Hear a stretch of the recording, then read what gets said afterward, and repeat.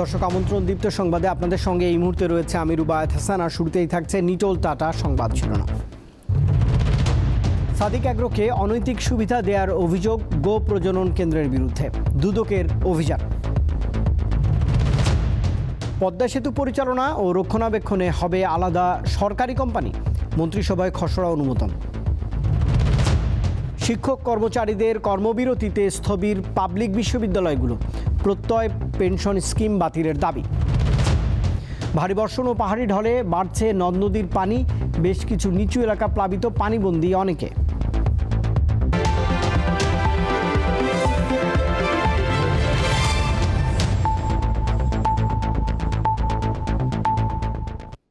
এবারে পুরো আয়োজনে যাচ্ছি দর্শক। ছাগলকাণ্ডে আলোচিত সাদিক অ্যাগ্রোকে অনৈতিক সুবিধা দেওয়ার অভিযোগে সাভারে কেন্দ্রীয় গো প্রজনন ও দুগ্ধ খামারে অভিযান চালিয়েছে দুর্নীতি দমন কমিশন। কিছু নথিপত্র জব্দ করা হলেও কাউকেই আটক করা হয়নি। এছাড়া ভাকুরতায় সাদিক অ্যাগ্রোর খামারে নিষিদ্ধ ব্রাহ্মা জাতের গরুর 7টি বাছুর পেলেও কোনো গাভী পায়নি দুর্নীতি দমন কমিশন।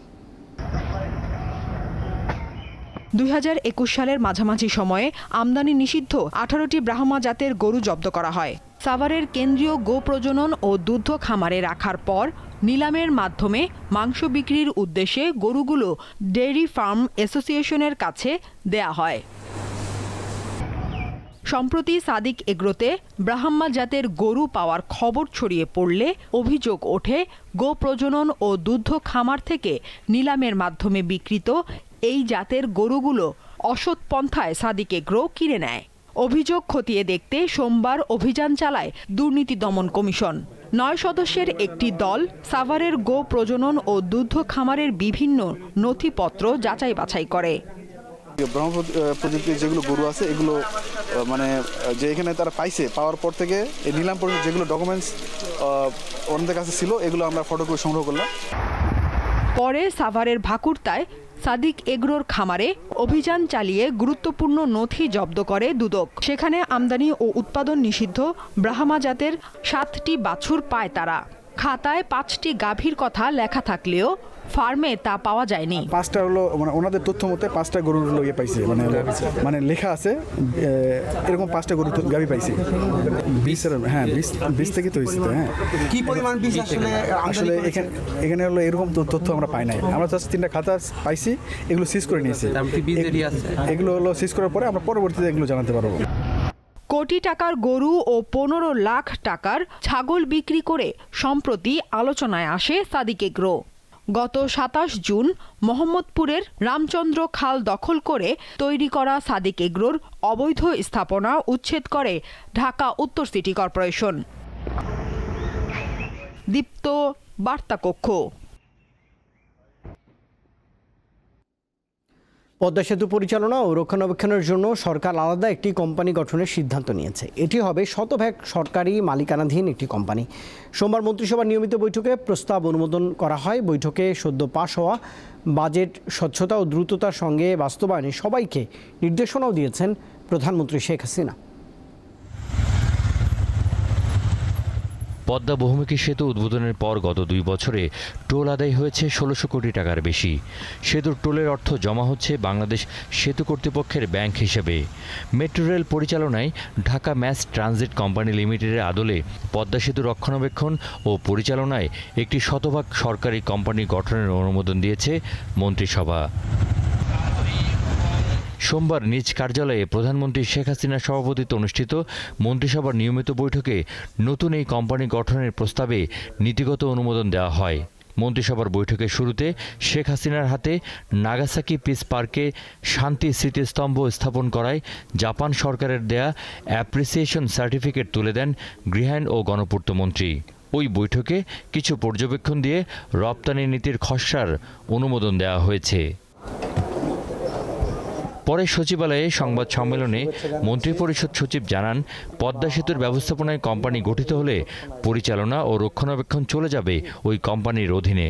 1000 কোটি টাকা সম্বলিত সরকারি মালিকানাধীন রাষ্ট্র মালিকানাধীন একটি কোম্পানি হবে। এই কোম্পানির মূল দায়িত্বটাই থাকবে পদ্মা সেতুর মেনটেন্যান্স এবং যে টোল আদা টাদা যে করাগুলো আছে সেগুলো, মানে পুরো দায়িত্বটা সেখানে থাকবে। না পুরো সরকার। সরকারি তো আমরা অনেক কোম্পানি করে ইন্ডিপেন্ডেন্টলি কাজ করি তো।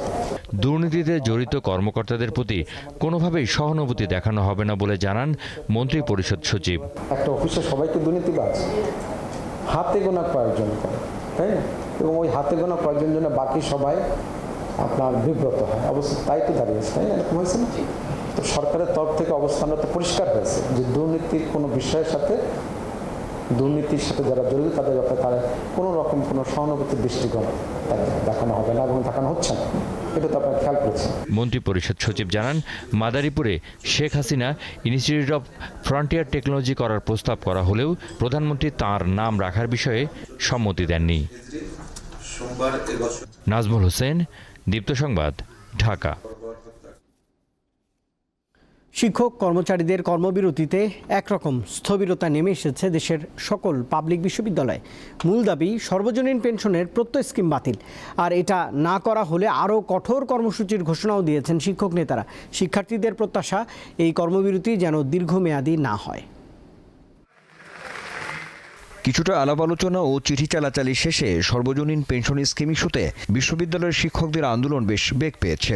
পূর্ব ঘোষণা অনুযায়ী সোমবার থেকেই পুরোপুরি কর্মবিরতিতে ঢাকাসহ দেশের সব পাবলিক বিশ্ববিদ্যালয়ের শিক্ষক কর্মচারীরা। এমন অবস্থায় ঈদুল আজহার ছুটির পর প্রথম দিনেও বিশ্ববিদ্যালয়গুলোতে নেই চিরচেনা ব্যস্ততা। এতে বিপাকে সাধারণ শিক্ষার্থীরা।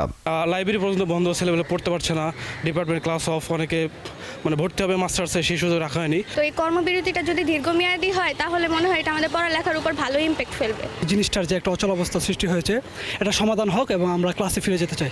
ঢাকা বিশ্ববিদ্যালয়ের কলাভবনের মূল ফটকে সোমবারও অবস্থান নেন শিক্ষকরা। প্রত্যয় জুড়ে দিয়ে, চাপিয়ে দিয়ে, সেটির ভিতরে শুভঙ্করের ফাঁকি ঢুকিয়ে তারা আমাদের বোনাস, গ্র্যাচুইটি, ভাতা কাটছেন, অর্থনৈতিকভাবে আমাদের পঙ্গুত্বের দিকে নিয়ে যাচ্ছেন। অবিলম্বে পে স্কেল দেওয়া হোক, উচ্চতর মর্যাদা দেওয়া হোক, পৃথক পে কমিশন করে যে ওয়াদা আপনি করেছেন, যে প্রতিশ্রুতি দিয়েছেন সেটি করা হোক। অবসরকালীন পেনশন কেন সর্বজনীন পেনশন স্কিমে হস্তান্তর হলো এমন প্রশ্ন শিক্ষকদের। সুপার গ্রেডে বিশ্ববিদ্যালয়ের শিক্ষকদের অন্তর্ভুক্তি এবং স্বতন্ত্র বেতন স্কেল প্রবর্তনের দাবিও জানান তারা। এটা আমাদের জন্য খুবই দুঃখজনক। আমরা শিক্ষক, আমাদের কাজ হচ্ছে ক্লাসে পাঠদান করা এবং ল্যাবে রিসার্চ করা, কিন্তু আমরা সেটা করতে পারছি না। প্রত্যয় স্কিমটা নিয়ে আমাদের শিক্ষক, কর্মকর্তা, কর্মচারী, বিশ্ববিদ্যালয়ের শিক্ষকদের ভিতরে যে ধরনের নেতিবাচকতা সৃষ্টি হয়েছে। দাবি আদায় না হওয়া পর্যন্ত কর্মবিরতি অব্যাহত রাখার কথা জানান বিশ্ববিদ্যালয়ের শিক্ষক কর্মচারীরা। আনোয়ার হোসেন, দীপ্ত সংবাদ, ঢাকা। নতুন পেনশন ব্যবস্থাপনায় সুযোগ সুবিধা কমবে বলে দাবি পাবলিক বিশ্ববিদ্যালয়ের শিক্ষকদের। অবসরের বয়স নিয়েও রয়েছে এক ধরনের জটিলতা। জানেন যে কোন প্রেক্ষাপটে আমরা 1 জুলাই নতুন অর্থবছর শুরু। এদিন থেকেই চালু হয়েছে সর্বজনীন পেনশনের প্রত্যয় স্কিম। চলতি বছরের 1 জুলাই থেকে সরকারি ও স্বায়ত্তশাসিত প্রতিষ্ঠানে যারা যোগ দেবেন তাদের জন্য এই কর্মসূচি প্রযোজ্য হবে। শিক্ষক সমিতির সভাপতি ডক্টর মিজান। অর্থ মন্ত্রণালয় গত 13ই মার্চ প্রজ্ঞাপন জারির পর প্রত্যয় কর্মসূচি পর্যালোচনার জন্য 5 সদস্যের একটি কমিটি গঠন করে ঢাকা বিশ্ববিদ্যালয় শিক্ষক সমিতি। তারা পুরনো পেনশন ব্যবস্থা ও নতুন পেনশন ব্যবস্থার তুলনামূলক একটি চিত্র তুলে ধরেছেন। কমিটির প্রতিবেদন বলছে, বর্তমান ব্যবস্থায় একজন অধ্যাপক মাসে ৪৫,৭৯০ টাকা পেনশন পান। এজন্য তাদের বেতন থেকে কোনো টাকা কাটা হয়নি। পাশাপাশি এককালীন মিলবে ৮০,৭৩,০০০ টাকা। আর নতুন ব্যবস্থায় অবসরের পর মাসে পেনশন মিলবে ১,২৪,৬৬০ টাকা। কিন্তু এর জন্য চাকরিকালে বেতন থেকে প্রতি মাসে শতকরা 10 টাকা কেটে নেওয়া হবে, তবে থাকবে না এককালীন কোনো টাকা। এবং সকলে আমাদের আগের ব্যবস্থায় ব্যক্তি আজীবন পেনশন পান, তার মৃত্যুর পর মনোনীত ব্যক্তিও আজীবন এই সুবিধা পান। নতুন ব্যবস্থায় কোনো চাকরিজীবী অবসরের পর আজীবন পেনশন পাবেন, তবে তিনি মারা গেলে তার বয়স ৭৫ বছর যখন হবে সে পর্যন্ত তার মনোনীত ব্যক্তি টাকা পাবেন, আজীবন নয়। আগের ব্যবস্থায় প্রতি বছর শতকরা 5 হারে পেনশনের ইনক্রিমেন্ট হয়। নতুন ব্যবস্থায় এটি হবে না। অর্জিত ছুটির বিপরীতে অবসরকালে এখনকার মতো টাকা পাওয়া যাবে না। বিশ্ববিদ্যালয়ের শিক্ষকরা ৬৫ বছর, কর্মকর্তারা ৬২ ও কর্মচারীরা ৬০ বছর বয়স পূর্ণ হলে অবসরে যান। নতুন ব্যবস্থায় সবার জন্য ৬০ বছর পর পেনশন শুরু হবে। তাই শিক্ষকরা বলছেন সব মিলিয়ে নতুন ব্যবস্থায় তাদের সুবিধা কমে যাবে। প্রশাসনিক কার্যক্রম বন্ধ থাকবে। মেহেদী হাসান, দীপ্ত সংবাদ, ঢাকা। সাইবার জগতে জঙ্গিদের তৎপরতা থাকলেও দেশে আর মাথাচাড়া দেওয়ার সুযোগ নেই বলে জানিয়েছে আইন শৃঙ্খলা রক্ষাকারী বাহিনী। হলি আর্টিজান রেস্তোরাঁয় হামলার ৮ বছর পূর্তিতে সোমবার নিহতের প্রতি শ্রদ্ধা নিবেদন শেষে একথা জানায় র্যাব ও পুলিশ। বিভিন্ন দেশের কূটনীতিকরাও নিহত নিজের দেশের নাগরিকদের প্রতি বিনম্র শ্রদ্ধা জানান। পুরনো ক্ষত পেছনে ফেলে এখনও দাঁড়িয়ে গুলশানের হলি আর্টিজান রেস্টুরেন্টের এই ভবন। 2016 সালের 1 জুলাই ইতিহাসের নজিরবিহীন জঙ্গি হামলায় এখানে নৃশংসভাবে হত্যা করা হয় 18 বিদেশি সহ 22 জনকে। সেদিন প্রাণ হারিয়েছিলেন 2 পুলিশ সদস্যও। বিভিন্ন উন্নয়ন প্রকল্পে কাজ করতে এসে সেদিন যেসব বিদেশি নিহত হয়েছিলেন তাদের প্রতি শ্রদ্ধা জানাতে সোমবার সকালে গুলশানের ৭৯ নম্বর রোডের সেই জায়গায় আসেন ওইসব দেশের রাষ্ট্রদূতরা। 2 পুলিশ সদস্যের স্মরণে গুলশানের দীপ্ত শপথ ভাস্কর্যে ফুল দিয়ে শ্রদ্ধা জানান র্যাব ও পুলিশ সদস্যরা। আমাদের জঙ্গি সংশ্লিষ্ট যে কোনো ধরনের প্রতিষ্ঠানই হোক, ব্যক্তি হোক কিংবা সংগঠনই হোক, তাদের প্রত্যেকের পেছনেই আমাদের তৎপরতা রয়েছে এবং সেটি অব্যাহত থাকবে। সোশ্যাল মিডিয়াতেও কিন্তু ওরা নানাভাবে নানা প্রচারণা করার চেষ্টা একসময় করেছে, বা আপনার বিভিন্নভাবে যোগাযোগের যে তাদের মাধ্যম আপনারা জানেন যে ওরা একসময় ডার্ক ওয়েব ব্যবহার করেছে। আপনারা জানেন যে সেই বিষয়গুলো কিন্তু আমরা নজরদারি করছি। হলি আর্টিজানে হামলার ঘটনায় 7 জঙ্গিকে আদালত মৃত্যুদণ্ড দেয়। পরে আসামিদের আপিলের পরিপ্রেক্ষিতে সবাইকে আমৃত্যু কারাদণ্ড দেয় উচ্চ আদালত। আসিফ জামান, দীপ্ত সংবাদ, ঢাকা।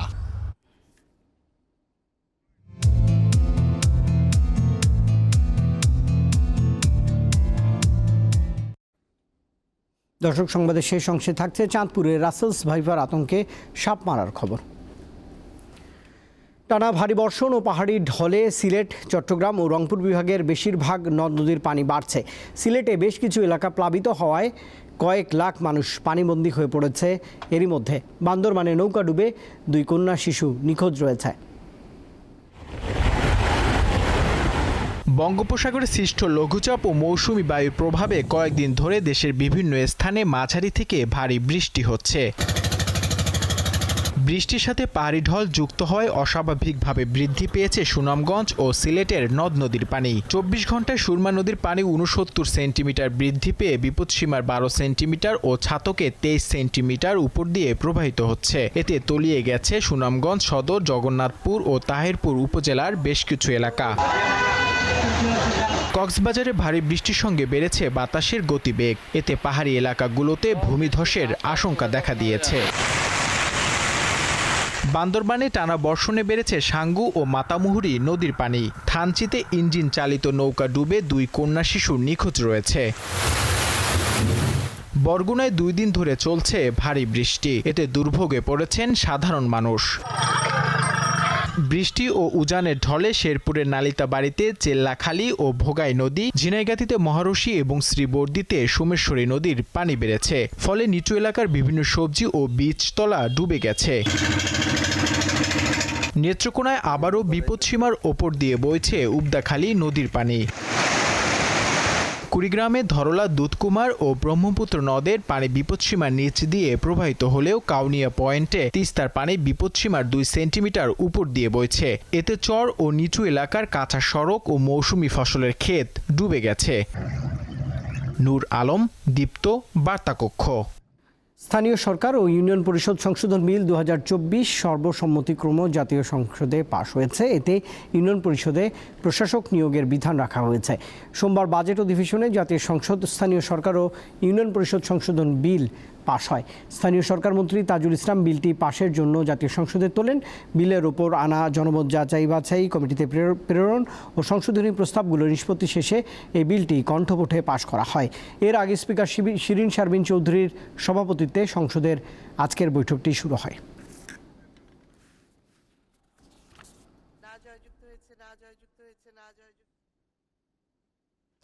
বাংলাদেশ ও সৌদি আরবের পররাষ্ট্রমন্ত্রী পর্যায়ের দ্বিপক্ষীয় বৈঠকে বাংলাদেশে আরও সৌদি বিনিয়োগের বিষয়ে প্রাধান্য পেয়েছে। বাংলাদেশের পররাষ্ট্রমন্ত্রী ডক্টর হাসান মাহমুদ ও সৌদি পররাষ্ট্রমন্ত্রী প্রিন্স ফয়সাল বিন ফারহান দুই দেশের প্রতিনিধি দলের নেতৃত্ব দেন। সোমবার সৌদি আরবের রাজধানী রিয়াদে এই বৈঠকটি অনুষ্ঠিত হয়। বৈঠকে বাংলাদেশে বিশেষ করে বিশেষ অর্থনৈতিক অঞ্চলে এবং দেশের অফশোর ব্যাংকিং ব্যবস্থাপনায় সৌদি বিনিয়োগের বিষয়ে আলোচনা হয়েছে। এই সময় বাংলাদেশ সৌদি আরব যৌথ ব্যবসায়িক পরিষদকে দুই দেশের বাণিজ্যিক সম্পর্ক উন্নয়নের কার্যক্রম আরও গতিশীল করবার বিষয়ে জোর দেওয়া হয়। সৌদি আরব থেকে তেল আমদানির ক্ষেত্রে বাংলাদেশের বিশেষ সুবিধা প্রাপ্তির বিষয়েও আলোচনা হয়েছে এই পররাষ্ট্রমন্ত্রী পর্যায়ের বৈঠকে। সম্প্রতি ভারতের সঙ্গে করা চুক্তি দেশকে দ্রুত পরনির্ভরশীল রাষ্ট্রে পরিণত করবে বলে দাবি করেছেন বিএনপির মহাসচিব মির্জা ফখরুল ইসলাম আলমগীর। সোমবার নবগঠিত বাংলাদেশ জাতীয়তাবাদী আইনজীবী ফোরামের নেতৃবৃন্দকে নিয়ে জিয়াউর রহমানের কবরে শ্রদ্ধা নিবেদন শেষে তিনি এমন মন্তব্য করেছেন। মির্জা ফখরুল বলেন, দেশ নিয়ে বিএনপি নয়, ষড়যন্ত্র করছে আওয়ামী লীগ। প্রধানমন্ত্রী ভারত সফরে প্রতিবেশী দেশকে সব দিয়েছে, কিন্তু বাংলাদেশ কি পেয়েছে, এমন প্রশ্ন তোলেন বিএনপির এই মহাসচিব। হলি আর্টিজান হামলা প্রসঙ্গে মির্জা ফখরুল বলেন, বিএনপি সবসময় জঙ্গিবাদের বিরুদ্ধে।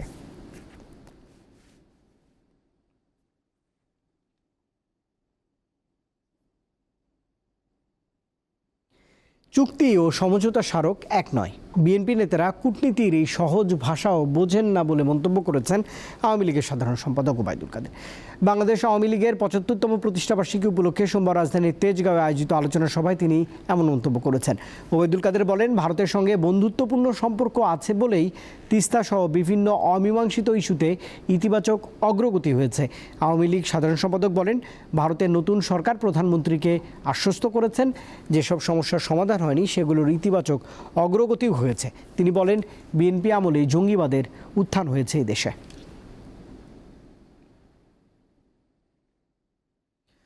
অভিন্ন চাকরিবিধি বাস্তবায়নের দাবিতে অনির্দিষ্টকালের কর্মবিরতি পালন করছেন পল্লী বিদ্যুৎ সমিতির প্রায় ৪০,০০০ কর্মকর্তা ও কর্মচারী। বাংলাদেশ পল্লী বিদ্যুতায়ন বোর্ড, বিআরইবি ও পল্লী বিদ্যুৎ সমিতি মধ্যকার বৈষম্য দূরীকরণের দাবিও তাদের। দেশের ৮০টি পল্লী বিদ্যুৎ সমিতি একযোগে এই কর্মবিরতি পালন করছে। আন্দোলনকারীদের অভিযোগ, পল্লী বিদ্যুৎ সমিতি দেশের প্রায় ৪ কোটি গ্রাহকের বিদ্যুৎ সরবরাহের কাজে নিয়োজিত রয়েছে।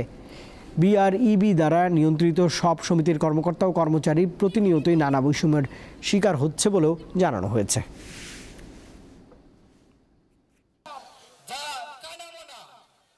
চাঁদপুরে একের পর এক রাসেলস ভাইপার সাপের দেখা মিলছে। এরই মধ্যে কয়েকটি মেরে ফেলা হয়েছে। এই অবস্থায় স্থানীয়দের মধ্যে এই সাপ নিয়ে আতঙ্ক বিরাজ করছে। শুক্রবার সকালে চাঁদপুরে মেঘনা নদীর পাড়ে শহর রক্ষা বাঁধে কাজ করছিলেন কয়েকজন শ্রমিক। বালু ভর্তি জিও ব্যাগ ফেলার সময় হঠাৎ একটি সাপ দেখতে পান তারা। এক পর্যায়ে পিটিয়ে সাপটিকে হত্যা করা হয়। এটি রাসেলস ভাইপার বলে দাবি করেন স্থানীয়রা।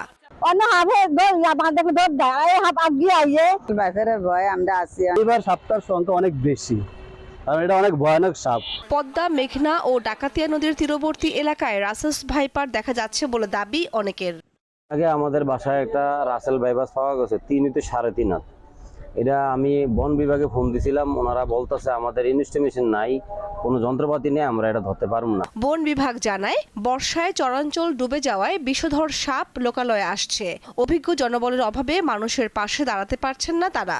আমাদের এই পর্যন্ত আমরা যা খোঁজ পাইছি, একটা আমরা ওদের ছোট বাচ্চা উদ্ধার করছি, আর এরকম কোনো সাপের খোঁজ পাই নাই। এছাড়া আমার চাঁদপুরে আসলে সাপ ধরার এক্সপার্ট নাই। সাপে কামড়ালে ঝাড়ফুঁক ও ওঝার কাছে গিয়ে সময় নষ্ট না করে দ্রুত হাসপাতালে নেওয়ার পরামর্শ স্বাস্থ্য বিভাগের। কোনো ওঝা বা অন্য কারোর সাথে কথা না বলে যত দ্রুত সম্ভব নিকটস্থ হাসপাতালে, সরকারি হাসপাতালে নিয়ে আসার জন্য। রাতের বেলা বা এই অন্ধকারে হাঁটার সময় হাতে একটা টর্চ লাইট রাখবে, একটু সাউন্ড করে হাঁটবে, একটা হাতে একটা লাঠি রাখতে পারে। তিনি জানান, বিষধর সাপের কামড়ের চিকিৎসায় পর্যাপ্ত অ্যান্টিভেনম রয়েছে, তাই অহেতুক আতঙ্কিত হওয়ার কিছুই নেই। দীপ্ত, বার্তাকক্ষ।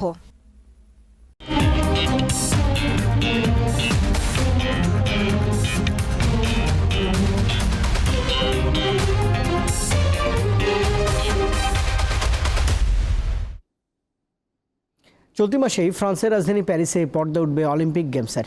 এবারের আসরে ওয়াইল্ড কার্ডের মাধ্যমে অলিম্পিকের ট্র্যাকে দৌড়াবেন বাংলাদেশের দ্রুততম মানব ইমরানুর রহমান। এখন পর্যন্ত বাংলাদেশের 3 অ্যাথলেটের অংশগ্রহণ নিশ্চিত হয়েছে। আর্চার সাগর ইসলাম রিকার্ভ পুরুষ ব্যক্তিগত ইভেন্ট জিতে সরাসরি অলিম্পিকে অংশ নেওয়ার যোগ্যতা অর্জন করেছেন। ওয়াইল্ড কার্ড পেয়ে অলিম্পিকে খেলবেন শুটার রবিউল ইসলামও। তাদের সঙ্গে এবার ওয়াইল্ড কার্ডের মাধ্যমে অলিম্পিকে অংশগ্রহণ নিশ্চিত হলো দৌড়বিদের ইমরানের। যুব বিশ্বকাপে অপ্রত্যাশিত সাফল্য পেতে পুরনো ও পরীক্ষিত কোচের ওপরই আবারও ভরসা রাখল বিসিবি। আগামী যুব বিশ্বকাপ অভিযানে দলকে গড়ে তোলার দায়িত্ব পেলেন সাবেক শ্রীলঙ্কান ব্যাটার নাদিফ নওয়াজ। ঘরে ফিরতে পেরে ভালো লাগছে। বাংলাদেশে প্রতিভাবান ক্রিকেটারদের মধ্যে যথেষ্ট গভীরতা আছে। আমি বাংলাদেশের সব জায়গায় যেতে চাই, প্রতিভাবান ক্রিকেটারদের খুঁজে বের করতে চাই। আর দর্শক, এই খবরের মধ্যে দিয়ে শেষ করছি দীপ্ত সংবাদ। তবে শেষ করার আগে নিটল টাটা সংবাদ শিরোনাম জানাবো আরেকবার। সাদিক অ্যাগ্রোকে অনৈতিক সুবিধা দেওয়ার অভিযোগ, গো প্রজনন কেন্দ্রের বিরুদ্ধে দুদকের অভিযান। পদ্মা সেতু পরিচালনা ও রক্ষণাবেক্ষণে হবে আলাদা সরকারি কোম্পানি, মন্ত্রিসভায় খসড়া অনুমোদন। শিক্ষক কর্মচারীদের কর্মবিরতিতে স্থবির দেশের পাবলিক বিশ্ববিদ্যালয়গুলো, প্রত্যয় পেনশন স্কিম বাতিলের দাবি। ভারী বর্ষণ ও পাহাড়ি ঢলে বাড়ছে নদ নদীর পানি, বেশ কিছু নিচু এলাকা প্লাবিত, পানিবন্দী অনেকেই।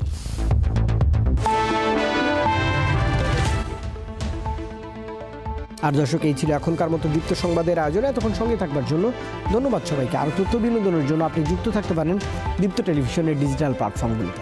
শুভরাত্রি।